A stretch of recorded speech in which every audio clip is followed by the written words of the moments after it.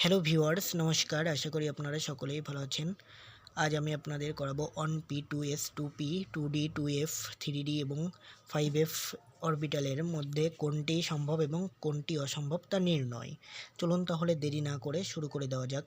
আমাদের প্রথমে মনে রাখতে হবে যে s অরবিটালের মান সর্বদাই 0 হবে, p অরবিটালের মান সর্বদাই 1 হবে, d অরবিটালের মান সর্বদাই 2 হবে এবং f অরবিটালের মান সর্বদাই 3 হবে। আমাদের এই অরবিটালগুলো নির্ণয় করতে গেলে এন এবং এল এর মান সম্পর্কে সুস্পষ্ট ধারণা রাখতে হবে। তাহলে চলুন দেখে নেওয়া যাক। এন সমান 1 থেকে ইনফিনিটি পর্যন্ত হতে পারে। এল এর মান 0 থেকে n-1 পর্যন্ত হতে পারে। এন এর মান যদি 1 বসানো হয় তাহলে এল সমান 0 হবে। এল এর মান যদি 2 বসানো হয় তাহলে এল এর মান 0 এবং 1 হবে। এভাবেই চলতে থাকবে। চলুন তাহলে আমাদের প্রথমটা কি আছে, 1p। 1p এর জন্য আমরা নির্ণয় করি।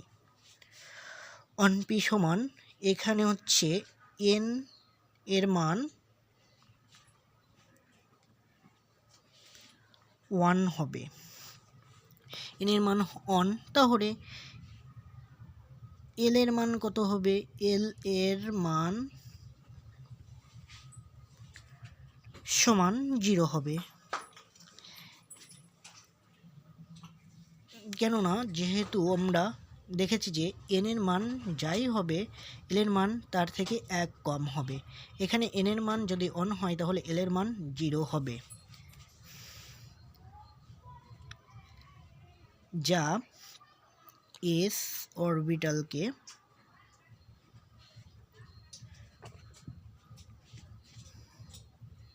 নির্দেশ করে।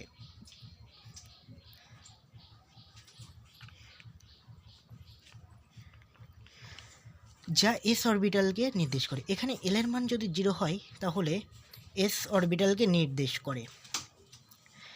তাহলে 1p অসম্ভব।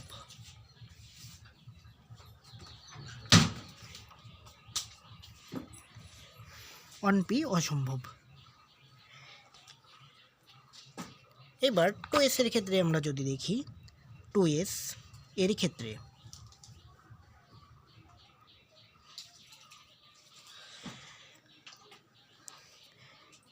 n সমান হচ্ছে 2, তাহলে এল এর মান কেমন হবে?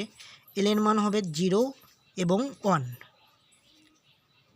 যা এস, 2s এবং 2p অরবিটাল নির্দেশ করে।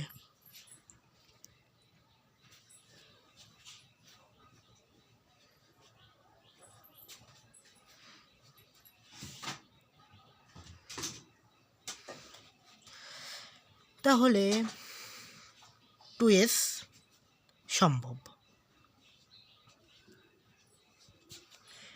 এভাবে যদি আমরা এখানে হবে হচ্ছে 1s অরবিটালকে নির্দেশ করে, অর্থাৎ 1p অসম্ভব।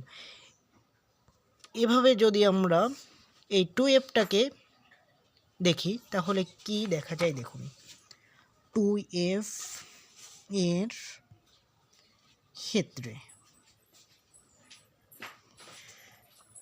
ক্ষেত্রে দেখুন কি, n সমান 2 হবে, l সমান 0, 1 হবে, যা 2s এবং 2p কে নির্দেশ করে, অর্থাৎ 2p অরবিটালকে নির্দেশ করে।